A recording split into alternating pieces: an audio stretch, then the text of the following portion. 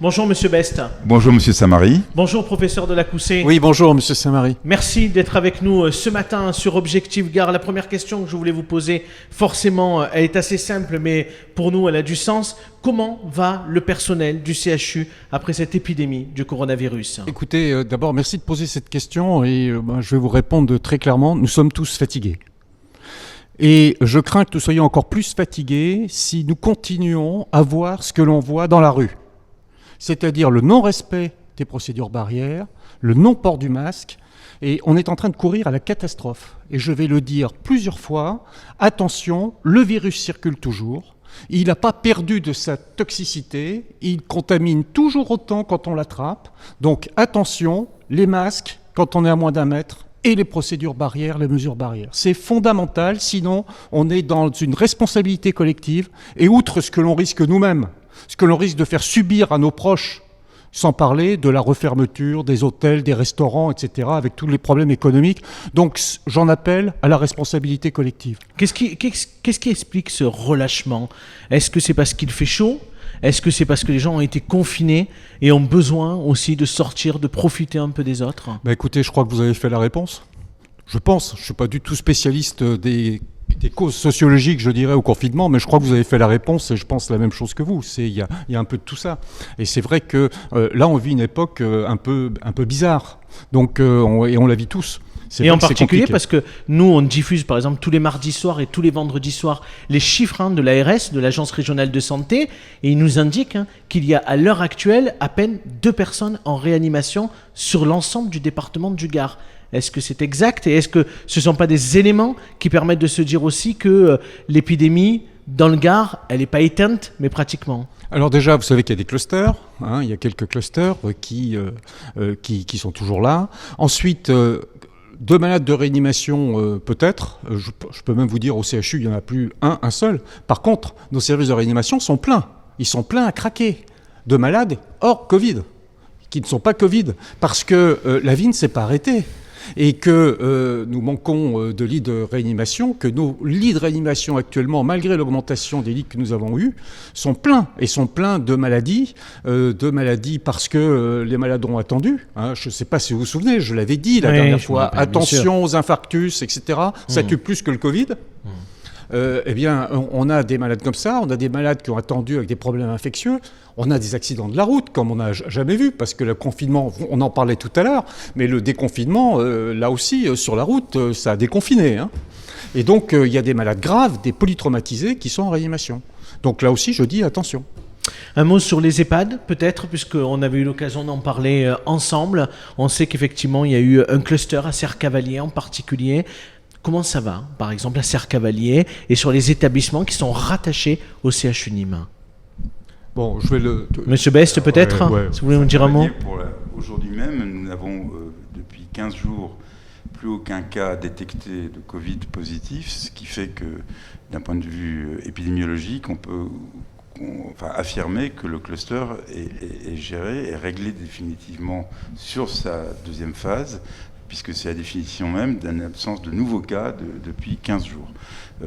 Je rappelle que nous avions eu 2 vagues de contamination sur ce site, que nous avons expliqué, y compris devant les organes de presse à plusieurs reprises et dans les instances internes, l'ensemble des mesures que nous avons mises en œuvre, mesures barrières, confinement.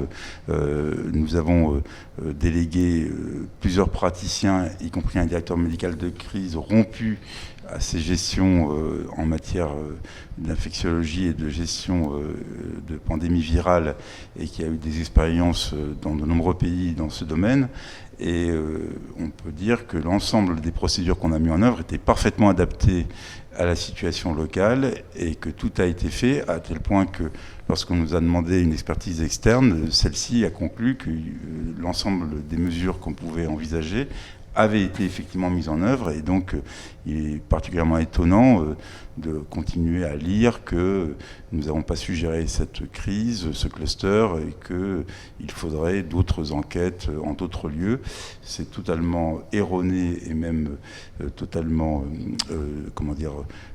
calomnieux d'affirmer, sans compétence d'ailleurs distinctive, de tels sujets erronés d'appréciation, puisque nous avons correctement géré, et plus que correctement, l'ensemble de ce sujet, et je laisse le professeur Delacousset compléter.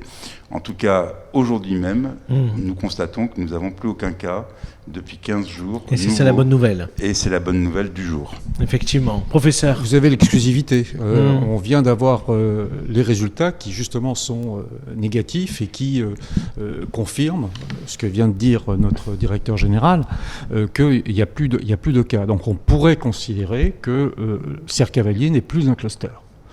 Donc ça, c'est pas à nous de le dire, mais en tout cas, il n'y a plus de cas nouveaux.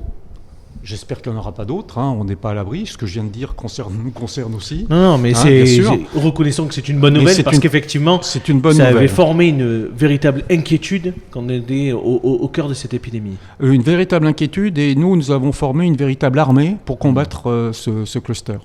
Donc ça veut dire aussi que les méthodes ont fonctionné, que l'organisation que vous avez mis en place a fonctionné. Et d'ailleurs, moi j'avais une question là-dessus. On a senti, professeur, vos inquiétudes, y compris parce qu'il y avait un relâchement sur les mesures barrières, sur la distanciation physique. Est-ce que vous redoutez qu'une nouvelle vague arrive, et pourquoi pas dans le Gard ? Et du coup, je joins cette question également à celle de est-ce que l'hôpital aujourd'hui, de par son expérience de cette première situation inquiétante, est en mesure de pouvoir l'affronter ? Alors, vous savez ce que disait Oscar Wilde, l'expérience, c'est le nom qu'on donne à ses erreurs. Alors, d'abord, on n'en a pas fait, donc je ne crois pas. On a bossé comme tout le monde et on a bien progressé.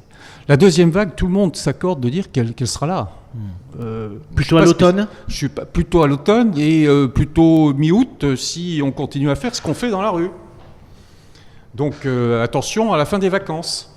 Et à des vendanges qui pourraient être dans notre département complètement condamnés pour des raisons de cluster et pour des raisons de nouvelle épidémie, de deuxième vague. Donc je pense que je le redis, attention, c'est une responsabilité citoyenne collective que nous devons avoir vis-à-vis de tout le monde. Donc est-ce qu'on le craint ? Oui. Est-ce qu'on s'y prépare ? Oui. Bien entendu. Et est-ce qu'on sera mieux préparé ? Non pas qu'on ne l'était pas la première fois, puisque l'hôpital de Nîmes a été distingué d'ailleurs par son organisation également, et par le fait que vous ayez mis en place aussi des services dédiés, y compris en augmentant le nombre de lits de réanimation, etc. Mais est-ce que cette fois-ci, vous pourrez encore mieux être préparé ? Alors, on l'était déjà. Est-ce qu'on peut être encore mieux préparé ? J'espère. Mais en tout cas, on l'était déjà parce qu'on s'était entraîné. Vous savez qu'on avait retrouvé des diapositives de 2006 sur la grippe aviaire où on s'était déjà entraîné. Donc là, on s'est entraîné dans la vraie vie et on peut retourner dans l'état antérieur demain matin. On peut refaire mais sauf que là, on le saura. On a quand même quelques indicateurs qu'on n'avait pas avant. Quelques indicateurs qui nous permettront de dire attention, c'est dans 8 jours, il va se passer quelque chose. Donc on aura le temps un peu de se préparer à attendre la vague de tsunami s'il arrivait. Un mot médical également, s'il vous plaît, professeur. Oui. Est-ce qu'aujourd'hui, y compris en termes de traitement, on entend énormément de choses dans les médias. Il y a un professeur en particulier sur Marseille, on ne va pas y revenir, qui utilise plutôt un certain protocole par rapport à d'autres. Est-ce que vous, sur le CHU de Nîmes, aujourd'hui, vous avez constaté qu'il y avait des médicaments, une façon de faire qui permettait d'avoir des résultats un peu mieux ?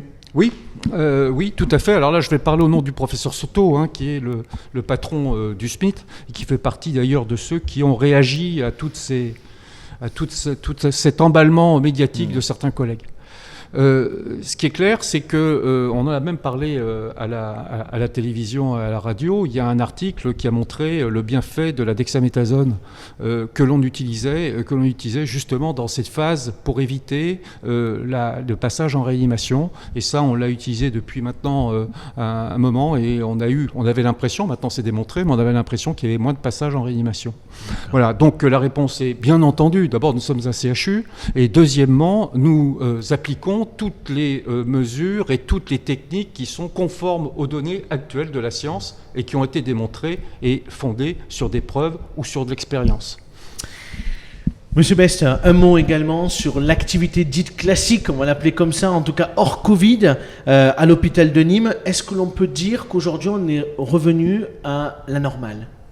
Alors, nous avons fait un énorme travail en anticipant, alors qu'on était en période de Covid, l'organisation des reprises d'activité. À fin juin, pour vous donner un ordre d'idée, l'activité globale médecine, chirurgie obstétrique est au même niveau qu'en juin 2019, alors qu'on a été à moins 50% en avril, qui a été le mois le plus creux lié à l'effet Covid et de réorganisation globale du CHU sur son site principal à Carrémaux. Donc nous avons, dans une note globale, fait repasser le CHU en phase 1 du plan blanc risque biologique début juin.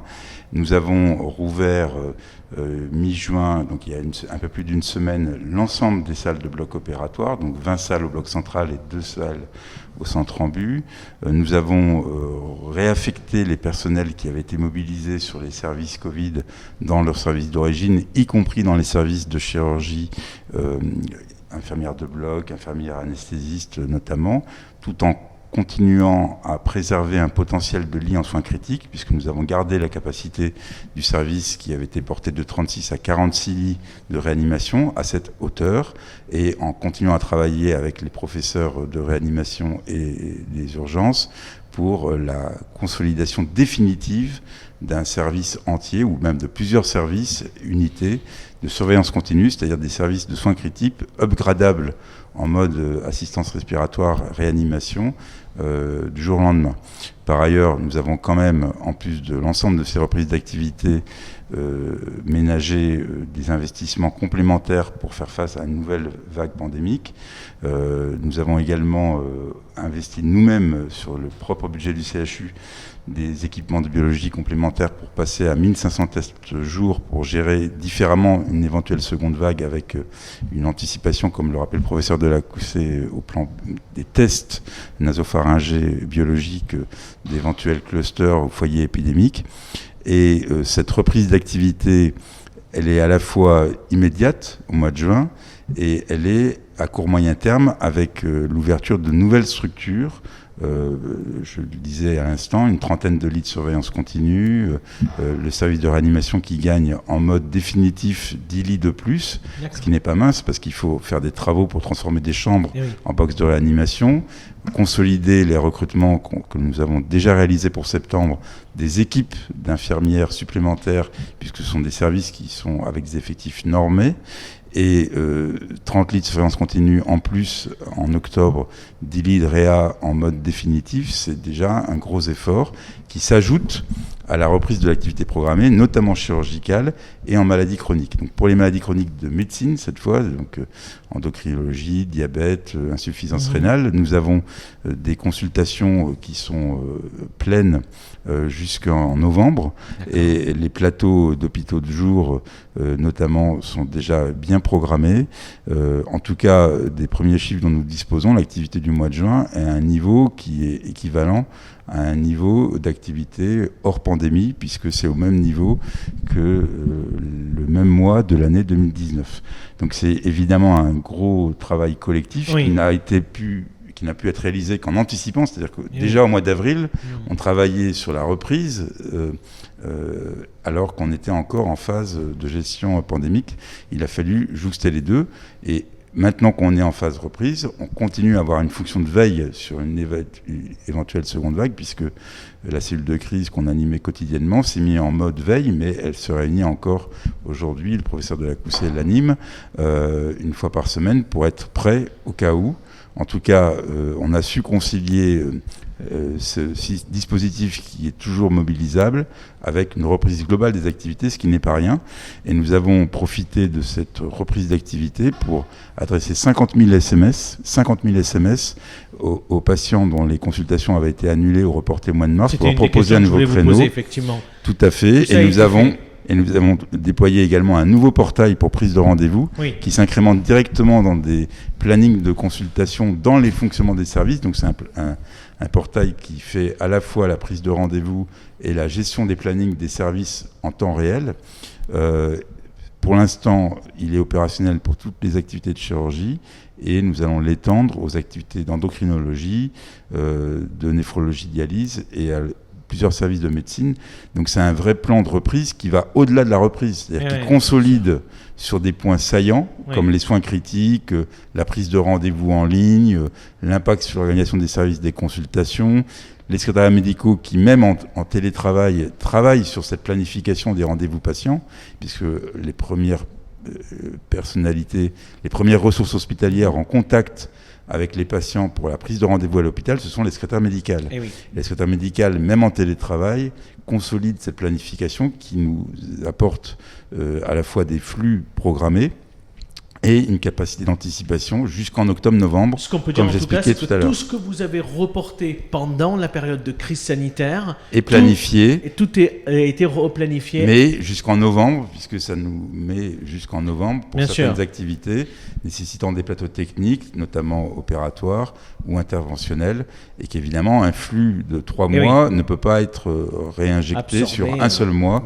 Et donc ça nous reporte jusqu'en novembre. On a des consultations notamment qui sont remplies jusqu'en novembre. Bien sûr. Un dernier mot pour terminer. Rappelons que le CHU de Nîmes est le premier employeur public du Gard. C'est l'établissement santé phare du département, mais aussi dans les premiers sur la région. Et vous avez décidé de ne pas vous arrêter en si bon chemin, puisque vous avez des projets d'extension, y compris immobilier, parce que vous regardez l'établissement de santé nîmois dans une vision à 10 ans. Et donc, vous êtes en train de travailler sur la médecine de demain qui sera pratiquée dans l'établissement. Alors, nous avons déjà, effectivement, depuis de nombreux mois, engagé avec la communauté médicale et hospitalière une réflexion sur des plateaux techniques et des infrastructures immobilières. Alors, ce ne sont pas des infrastructures immobilières qui sont crantées de manière désincarnée.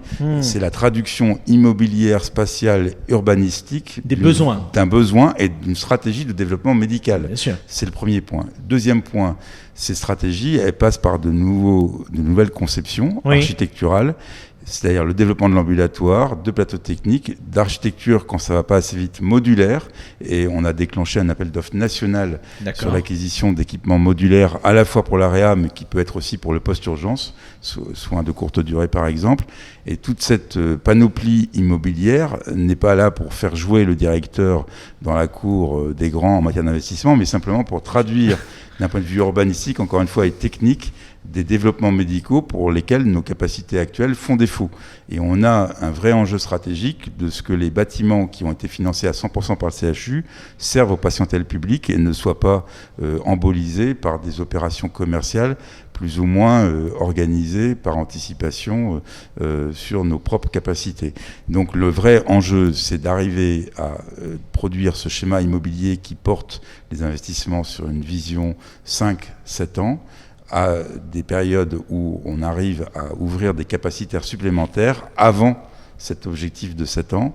Et c'est pour laquelle on revisite systématiquement nos plannings et qu'on envisage maintenant des constructions d'un autre type, d'une autre nature, de type modulaire, pour aller plus vite, au moins pour les services les plus critiques dans leur développement capacitaire.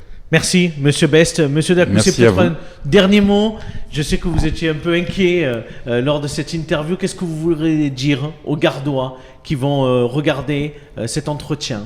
Je redis à mes amis Gardois, protégez-vous, protégez-nous, mettez des masques, lavez-vous les mains et, s'il vous plaît, je vous en prie, les mesures barrières, respectez-les, sinon on va le payer tous.